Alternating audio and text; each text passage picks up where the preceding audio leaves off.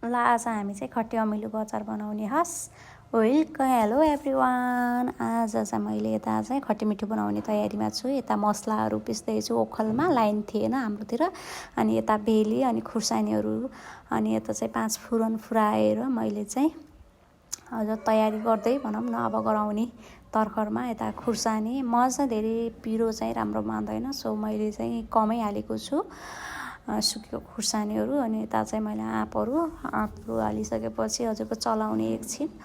हजुरहरूले बनाउनु भयो कि नै योचोटि यो सिजनको पहिलो काँचो आँपबाट मैले चाहिँ आज खट्टी अमिलो बनाएँ। आज हाम्रो नेपालमा फेरि पानी पनि परेको छ, यस्तो चिसोमा चाहिँ खट्टो पिरो मिठो चाहिँ टक्क हुन्छ। झन् ओभर मिठो पनि हुने, सजिलो भने के ओभर सजिलो के यो बनाउनु चाहिँ।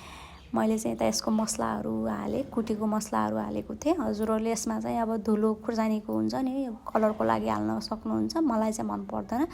हाम्रो यो भेली चाहिँ पुरै हिजो अस्ति गर्मीले गर्दा पग्लेको थियो कि, काट्दा पनि त्यस्तो जमिरहेको थियो। अनि यता हालेर अनि मैले चाहिँ भेली हाल्छु। यसको सट्टा हजुरहरूले सुगर पनि चिनी पनि हाल्न सक्नुहुन्छ। मैले चाहिँ भेली राम्रो मान्छु र भेली हालेको। यता चाहिँ मेरो तयार भइसक्यो खट्टी मिठी, हाम्रो काँचो आँपबाट बन्ने खट्टी मिठी, एकदम सजिलो पनि मिठो पनि, ट्वाक्क पिरो मिठो अनि अमिलो।